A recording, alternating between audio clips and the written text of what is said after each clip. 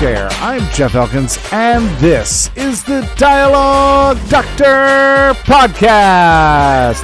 Today on the podcast, I'm sitting down with author John Krause to talk about his work in progress and discuss how to align the plot with an emotional climax. Okay, a couple of announcements before we get into the session with John. First off, I am doing a 2-hour masterclass on September 23rd with C.S. Lakin on, it's going to be 2 hours long. It's going to be 1 o'clock Eastern Time, 10 a.m. Pacific Time. If you can't come in person, it is recorded. You can get a recording of it.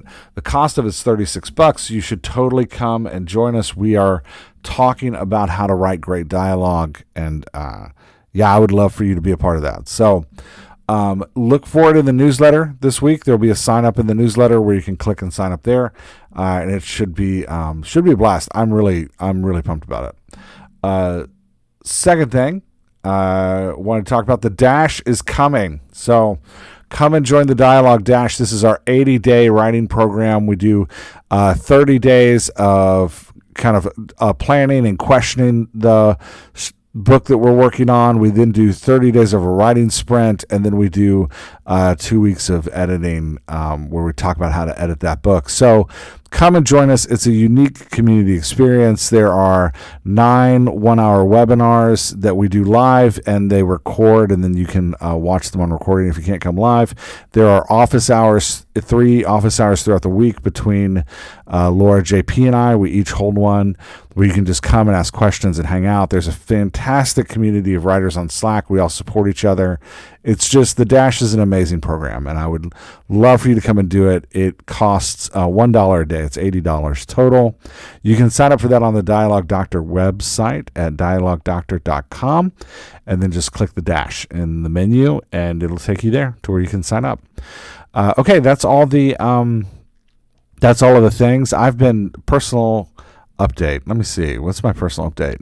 I recorded a master class for the Inkers master class stuff. I think it'll air in October or November for their master class, and it was great. I did some brand new problem solving kind of on voice modulation that you'll probably hear me start to talk about for the class. I find that I develop new systems and new tools and stuff like that when I'm teaching, because often my teaching starts with like, oh, here's a problem I have to solve, and then I work through it in building the teaching, and then kind of present it as like, hey, I've been working on this problem, and then I test this solution for a bit, and now I want to share it with you. There's a missing step in there. I usually find the problem, work on the problem.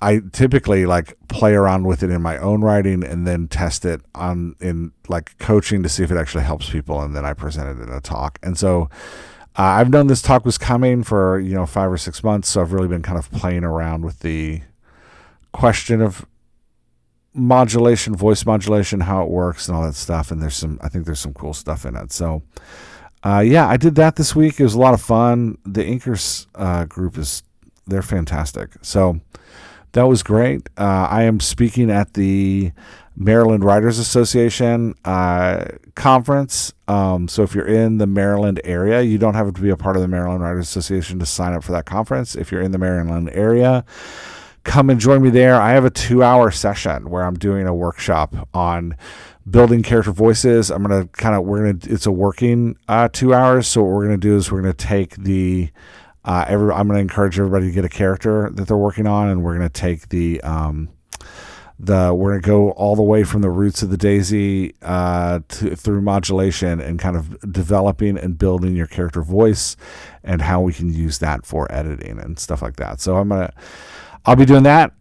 Brain to Bookshelf is the name of the conference. And come and join me there. I'm not the keynote, but I do have a 2-hour session, which is fun. So come and, if you're around the Maryland area, come and join me, and then come and find me. Be like, hey, I listen to the podcast.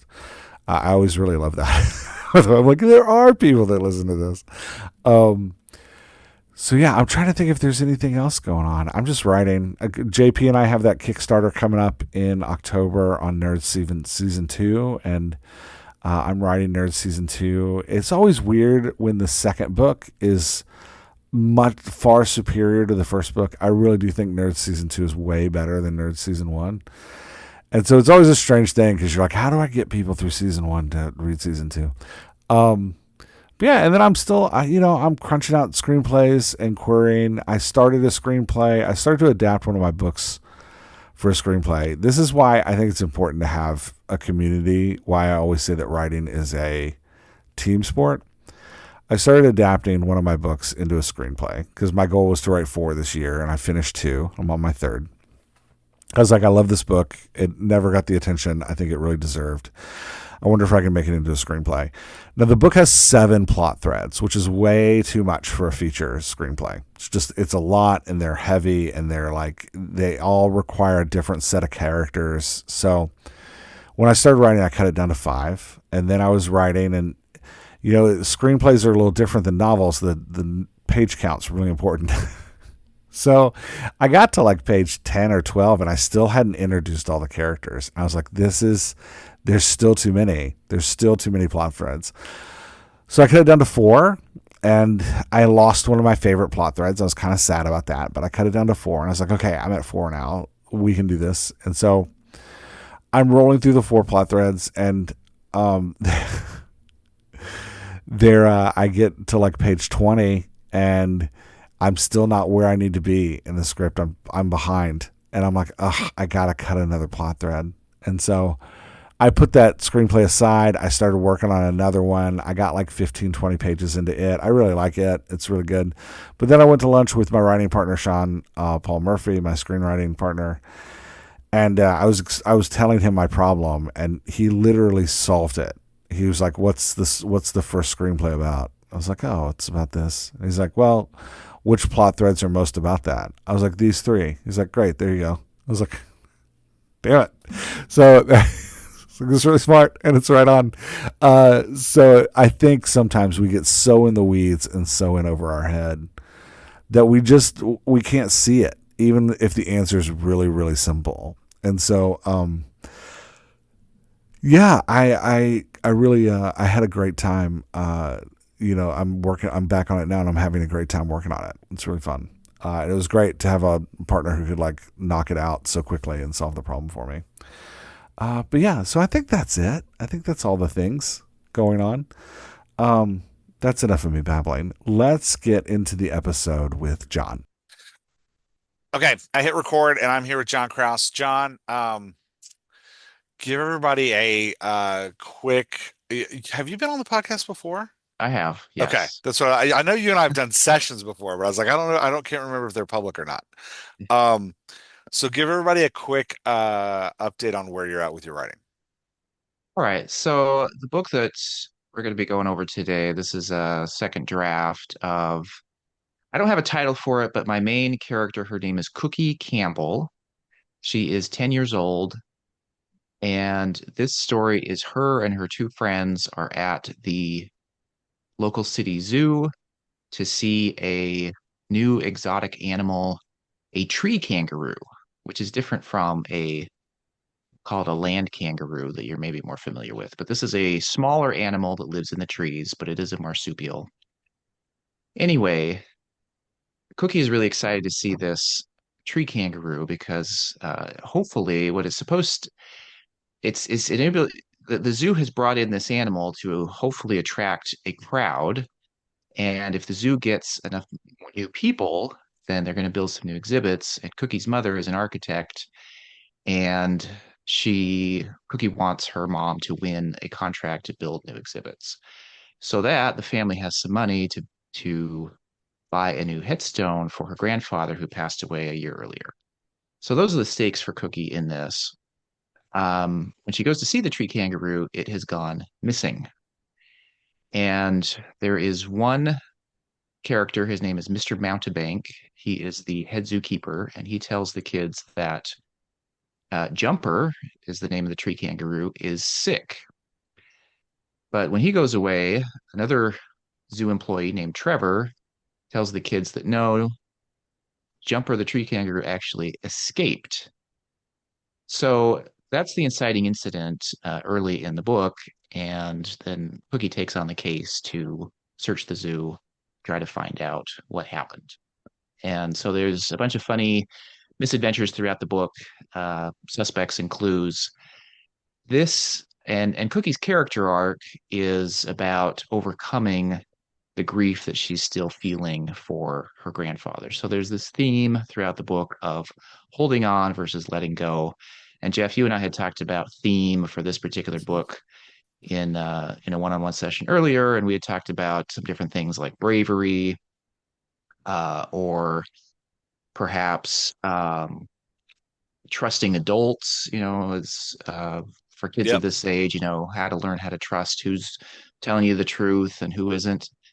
And I played around with those ideas, but where I'm at right now, as far as the theme of the story, I think this one is pretty good. That she's got to learn, this grief that she's feeling for her grandfather's death is really holding her back Mm. emotionally, and so she needs to learn to let that go, and learn that she can let that go and still retain memories and love that she has for her grandfather, because she feels like this lie that she tells herself is, oh, if I let go of my grief, then that proves I never loved him, right? So she's got to overcome that lie. And so that's the character arc that she goes through, and learning that as she's trying to find this tree kangaroo missing Mm. somewhere, maybe in the zoo, maybe not. And so Yeah. they're following clues throughout that. So this particular chapter is the climax. So it's all the way at the very end Hmm. of the story. And what I'm looking for some assistance on is to be able to for Cookie to solve both of her problems, the external problem of the missing animal Mm. and the internal problem of her grief with her grandfather's death. And what I'm really hoping to pull off in this story is to have her be able to solve those two problems at the same climactic moment in Yeah. this chapter, at a very high emotional point, the highest point of emotion in this book. And I think if I can pull that off well, you know, it'll be a pretty exciting moment for the reader. So, Yeah. Yeah. I think so. You're pulling off the emotional high of the animal really well. I really like what you've done. I think it's really strong. It's a strong ending. I think you could tie more into the grandfather theme. Do you yep. now, but let me ask, where is Cookie in her transformation when we get here to the climax? Well, so Is she already dealt with her grandfather, or is she still kind of feeling that? yeah, that's a good question. So the two chapters prior to this would be the Dark Night of the Soul moment in a beat sheet, where she has let's go back a little bit earlier. The zoo has been cleared out Hmm. because Cookie inadvertently causes a stampede. And there's a funny scene where I guess we could get into that, but there's a funny scene where she inadvertently causes a panic, and everybody in the zoo rushes for the exits, Hmm. and they have to shut the zoo down in order to check all the pens and make sure that the animals haven't escaped. Well, the kids earlier have found, and backtracking even more, they found a secret tunnel Yeah. that leads from the parking lot of the zoo inside the zoo. So they use that tunnel to sneak back into the zoo. They follow some more clues, but they eventually get caught by Mr. Mountebank, the head zookeeper. Okay. So that's the all is lost moment. That's Yeah. her lowest point. So he puts them in an office that's guarded by one of the security guards, and calls the parents. And so it's like, well, all right, we never found the jumper of the tree kangaroo. We're gonna have to get parents are coming to pick us up. I'm gonna be punished for a month. Well, within this detention center, we'll call it, that's where Cookie meets one of the other suspects earlier in the chapter. Her name is Miss Paladin, and she is a an animal rights activist. And early in the book, they meet Miss Paladin, and she's handing out pamphlets on the zoo grounds.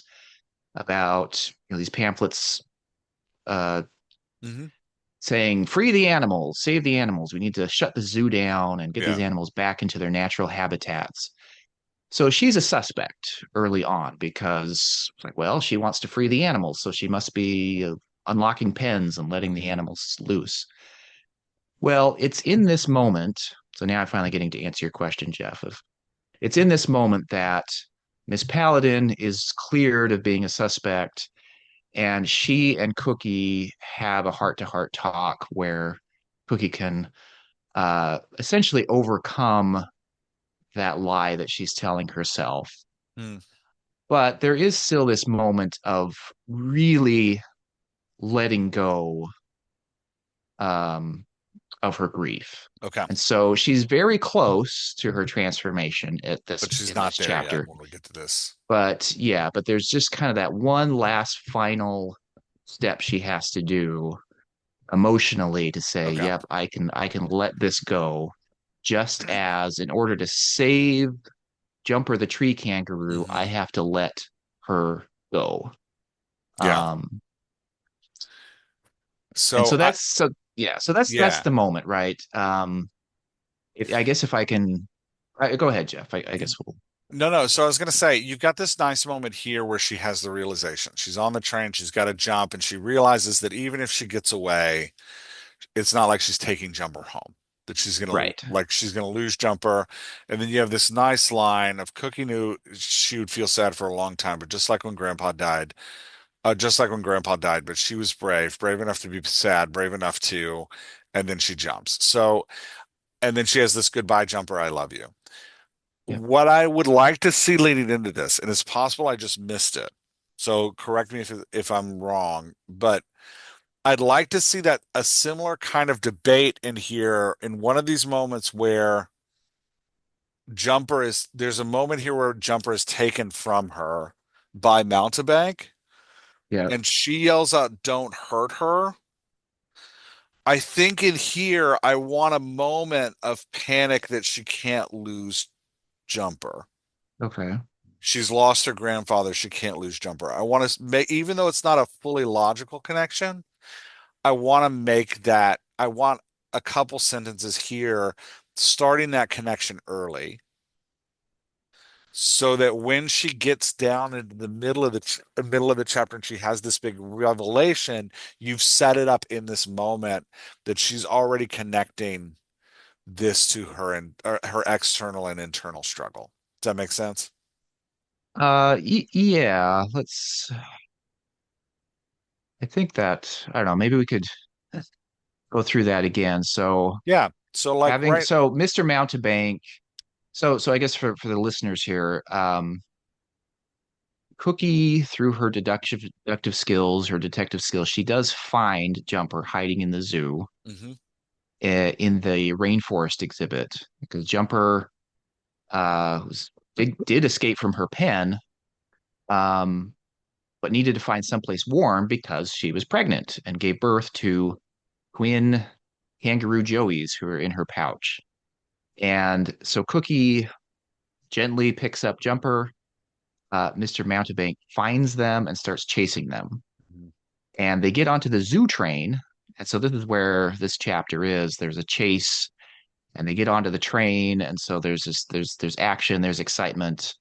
Um, and Mr. Mountebank uh, is able to climb through the train cars and gets up to Cookie and does snag Jumper away for a moment. So that's Jeff, the moment that you're talking about here. And so you're saying Cookie should have a moment of Like, panic, yeah. like saying, "Hey, I've lost my grandpa. I can't lose Jumper too." Is that what you're saying? Like, I am, yeah. So like right here, you've got like Mr. Mountebank lunges at Cookie. She twists her body away, attempting to shield Jumper, but she wasn't quick enough. Mr. Mountebank wrapped his arms around Jumper's body, wrenched out Cookie's arm. Gotcha. Don't hurt her. Cookie reached out, desperately trying to get Jumper back. Mr. Mountebank held Jumper, his forearms outstretched. So right about here, and then you have the two Joeys poke out. Right about here, before you have the two babies poke out, is where I want maybe a sentence here where he says, now you're going back to where you belong. Maybe like two sentences, a short 3 sentence reflection where Cookie has a like, panic rose in Cookie's chest. She couldn't lose Jumper. She'd already lost her grandfather. She didn't want to lose anything else, right? Or Yeah. she didn't think she could stand losing anything else. Joey and Nick poked their heads out of Jumper's pouch. So the reason I'm putting it here is that it's a transition between segments, Hmm. right? Like this is kind of the end of Mountebank stealing Jumper. This is a raising of the tension where the two babies poke out. So that's why I want it in between here Yep. Yep. because you're not interfering with any of the action this way. Right. Um, Yep. yeah, and kind of sliding it in there, I think. And if you can set it up here when she has the revelation, it makes the revelation feel bigger. Does that Okay. make sense? So By like setting it up, yeah. we by prepping for it, we escalate the payoff. Yeah. Okay. So let's dive into that a little bit. So in this moment, she's having a panic that she's having these emotions, these feelings of like, I don't want to lose Jumper too. Hmm. So then a page later, when she actually does make the decision to let Jumper go so that Jumper doesn't get caught Hmm. and get sold off or whatever she thinks is going to happen. Um, I guess I'm still trying to see what the setup. I guess I'm just trying to connect the setup as we're talking about and how that Yeah, so pays off. the first part would be like the part I'm asking you to add would be a summary of the feelings of her grandfather to the point that she's gotten to in the story, and then connecting those feelings to Jumper. That's what we want to do with those three Yes, sentences. yes, So then, absolutely. and Yep, you already have the payoff. You already yep, have the like, no, I have to let her go, like I have to let my grandfather go, right? Like it's that yep, you have those connections already made. So I just want you to like build into them a little bit. yeah, yeah. Okay. And Yeah, I I know. don't think you have to add much. I just think it's that one short paragraph kind of escalates it. Sure. Yeah, and I know that connection is I mean this is still a second draft, so it's still early. Mhm. And those connections I still need to build back in and really show throughout the story. Um, and to Now really it, make. oh yeah, sorry, I didn't mean to cut you off, No, go John. ahead. So at the end, we're coming in with an epilogue at the end. In the epilogue, does she visit Jumper in his new pen? Um, yes, the final chapter that I haven't written yet. Hmm. That's the idea is that like a month later she comes back to the zoo. Her mother has won this big contract to build some new zoo exhibits. And so there's a big crowd. It's kind of a Mm. new grand reopening for Jumper, the tree kangaroo, and to break ground for these new exhibits. So she's able to go there um, and see Jumper in her pen. Yeah. If you can work in there a final resolution sentence, and it's hard to know what to recommend, but as you write it, I would look for an opportunity for Cookie to talk about how it's okay still to miss Jumper and her grandfather, even though it doesn't hurt as bad anymore. Something of that Yeah. nature. Does that make like it's like again, like in that last chapter, I want kind of a final wrap of the connection of these two, of the internal and Right. external. Yep. Yeah. Yep. Yeah, somewhere in there. And I think that will fill out your kind of like big conclusion between the internal pain of grandfather. Does that make sense? Yeah. Yeah. I mean, I've thought about some things. I haven't. I mean, I'll still have to work with some things that maybe Cookie and her grandpa came to the zoo a lot, and so she has some memories there of him, and so that's why it's even more important for her to keep the zoo open. Yeah, she Um, could say to somebody like grandfather would have loved this new thing. And they could be like, I bet you miss your grandfather. And she could be like, yeah, I miss him, but it's okay. Right. Like yeah, that would kind of connect, would kind of like let that. Like, or I'll always miss him, but I also love the time we had together, something of that nature that like, you got to make a 10-year-old accessible, but Sure. you don't want her to reflect too deeply, you Right, know? right. Yeah. No, that is the point, right? This Yeah. isn't her letting go of everything. It's No. letting Yeah. go of her grief Grief. Yeah. that's holding her back emotionally, but it's also her understanding that she can let go of that grief, but still hold on to positive things, the Hmm. memories, the love, like, that's still something I want to emphasize that, especially kids reading this. It's like, hey, Yeah. I don't want to let go of my love. It's like, no, that's not what this is about. So, Yeah. Yeah. Yeah, absolutely. And I like that. I like how you've worked the theme through, man. I think they work. Last time we talked, you were still kind of like we were sketching all this out and like just doing options. I think you've landed on something really solid. And I like the way you've connected loss here in the climax. I wouldn't change how you've connected it. I'd just add a sure. bigger lead in and then like in that last chapter, you're going to write a nice Yeah. resolution. Yeah. Yep. But I think you've done Sure. a really good job. And I like your connecting of the internal and external conflict. I think it makes for a really solid, you know, it'll be nice to have a middle grade book about grief that isn't directly about grief. Because grief Mm. books are heavy, like Yeah. Yeah. death books are heavy. So it'll be nice that like I think there's a nice thing here happening where this is a fun adventure and you're kind of covering a heavy theme with that move. I think that's really nice. Yeah. Thanks. Yeah. Any other big things about the story you wanted to talk about? Um, Let me think here. I Not really. I mean, I really just want to make sure I'm nailing this climax Yeah. and having a good emotional payoff. I mean, Yeah, I I've think I think there is one thing I'd ask you, I'd suggest you do with the climax. There were kind of two big notes I had for you reading it to really build in the climax. One is at the top end, we kind of lose characters yeah, yeah, a lot. And in an action, so there's two things happening at the top end. One is losing characters. Where are they and when are they appearing? When are they leaving? You stop once you get into the train ride. I know where everybody is. It's great. But it's leading to the train ride that like people kind of disappear for several paragraphs and then they kind of reappear. So I would just make sure you can track your characters all the way through, that we always know yeah, where they are.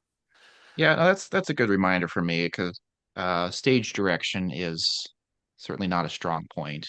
So Well, that's definitely a good reminder for me to make sure that that's built in. yeah, and you're balancing a really difficult scene in that it's fast paced, they're moving, and you have four characters and kangaroos on the run. Right? Like so Yeah, it's a big you're balancing a lot. And so it's tough, I think, to follow through with all of it. But I think you do a good job. We just lose, especially Van and Amin, we lose them in some of the chasing. Um, the other thing I'd recommend is use that dialogue spacing to create a sense of yeah, yeah, action. So I think the best example, I did it for you down here, where instead of having these like in a single paragraph, give me the like emphasize the exchange nature of what's going on.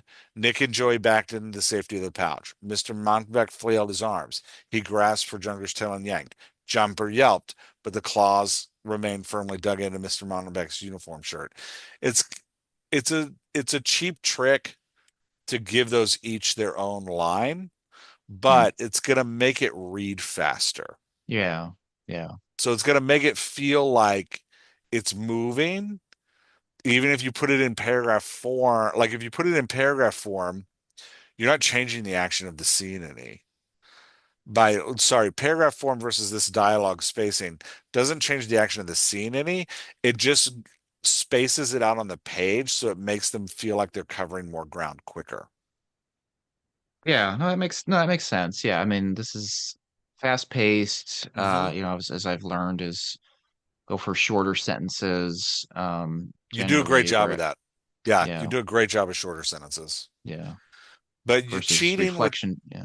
yeah, cheating with this dialogue spacing allows it is a I'm gonna confess to you, John, it's a cheap trick because you're not actually writing anything differently, but it helps them turn the page faster. Yeah. So it feels like they're reading faster. Does that make sense? Oh yeah. Yeah. No, that makes Yeah. sense. Yeah. I don't think you have some reflective paragraphs early on. I think I would lose them. And from the moment she crashes through the door, I would just have it straight action until the train. Okay. Yeah. Because I don't think you gain anything by these early reflections. You don't have a lot of them. There's just a few in here, like this one here. Cookie ran as fast as she could away from Mr. Monarch's bad, ugly head, away to safety. Where is safety to be found?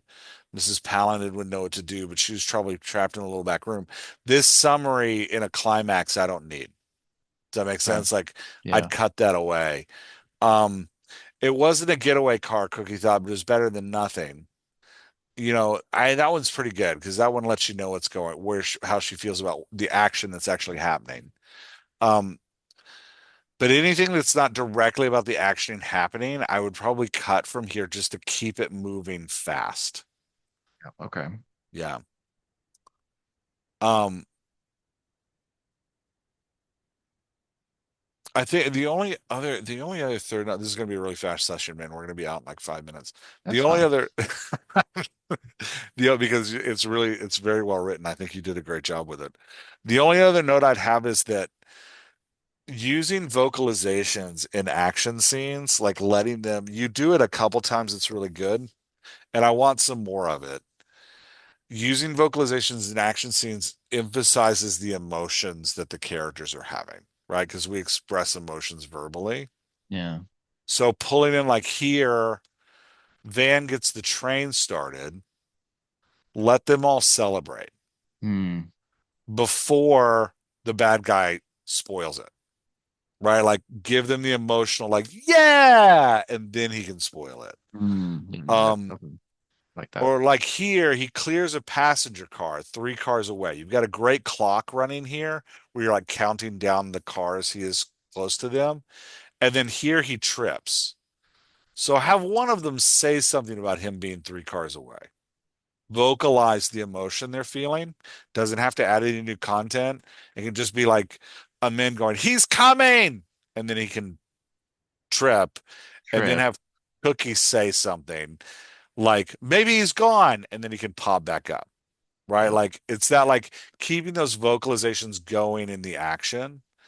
Um, or like here, I almost want him speaking. So you have this moment where the other two have jumped off, which is really great. And then Cookie has to decide whether or not she's going to jump off. And you have this really fantastic debate written here. And I love how you spaced it. You've done the dialogue spacing to like keep it rolling. The questions are that she's internally asking are really good. Van yelling to her, her yelling back, I'm scared. I'd put Montebank at the Mhm. front end of this to up that tension.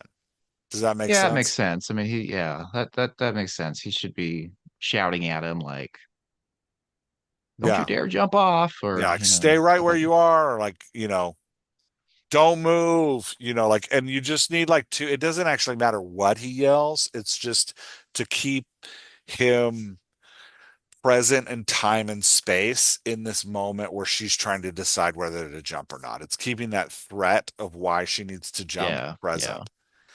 Yeah, but I really do I thought this was the jump from the train, man. You wrote it really well. It's really good. Um, I think in an email you had mentioned her voice. I think her voice is great. I think she said she feels like a 10-year-old. It feels like 10-year-old processing. I think you did a really good job with her.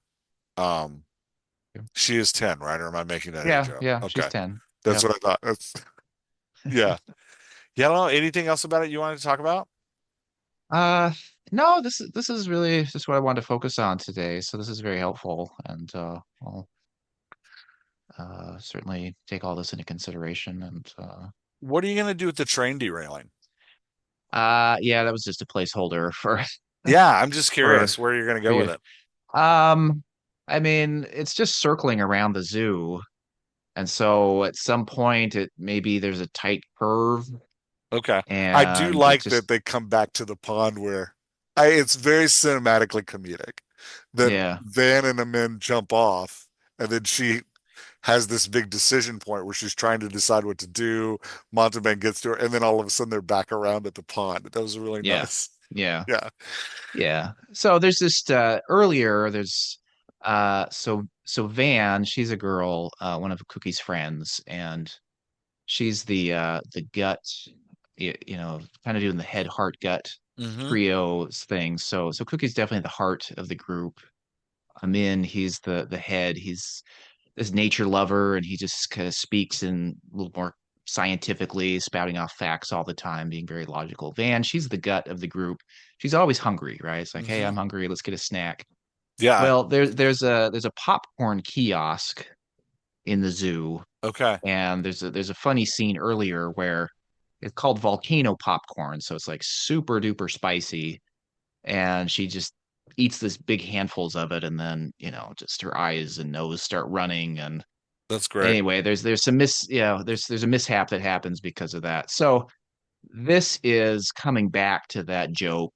Uh, the train, when it derails, Mr. Mountebank's the only one on it. It crashes into this volcano popcorn kiosk, and he gets covered in popcorn. So it's kind of a callback from an earlier joke. So Yeah. It reminds me of the 80s movie. I think it was Real Genius with Val Kilmer. You know the movie I'm talking about? I've heard of the movie, There's but I haven't seen it. Yeah. it ends in a giant a house exploding with popcorn and Oh, okay. the villain kind of sailing out of the house on a sea of popcorn. Um it's really yeah. I read the volcano popcorn kiosk and that's what I thought of is Yeah. him like sailing out in this flow of popcorn. Yeah, I don't know. You could do something with the train derailing of him continuing to like rock the lever because he's like, you have him like jerking back and forth on this lever.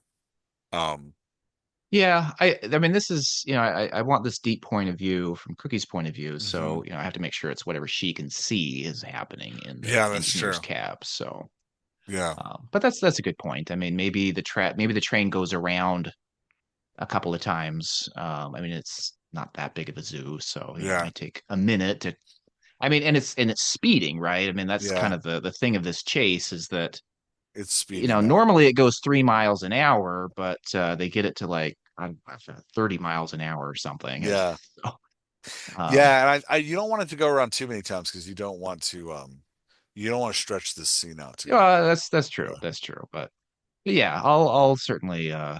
get Of something course, in there that you could get a good summary in there where she, Van, and Amin kind of stand and describe watching the train circle them at yeah. faster and faster pace. Yeah. Yeah. Man, what are you gonna do? So you're on your second draft. What are you gonna do with it when you're done? Are you looking for an agent? Are you gonna independently Yeah, publish? this What's the is plan? my Pudge Amazon books. I self-published. I have three of those and three more stories that I hope to do in the future. But this one I do want to try to query, Nice. try to get traditionally published. So I need to give myself a hard deadline here. I mean, we're having this discussion tonight, but officially, this manuscript is on ice for the month. I'm working on Mm. something else, so I'm just trying to give myself some distance from this. Yeah, yeah. I plan probably, in March or so to pick it back up and do the next draft. So probably need to give myself a challenging but doable timeline, maybe by the end of the summer to have a manuscript ready to start pitching out. So Nice, man. That's exciting. yeah, I'm and pumped for this, you. yeah, and this, I would like to, if this first book is successful, I would like to have some more adventures of Cookie Campbell and her friends to make this into a multi-book series. So Yeah, I think your head, heart, gut pair is really good. yeah, I like the trio you've built. I think you've got a solid. I could see you building, multiple adventure books off of it. It's great. yeah, good. Um, all right, man. Any other way I can help you? No, no, this is good for now. I appreciate your time. This is very helpful. So Yeah, you got it. All right, I'm gonna hit stop on the recording. okay, you and I can talk a little bit more.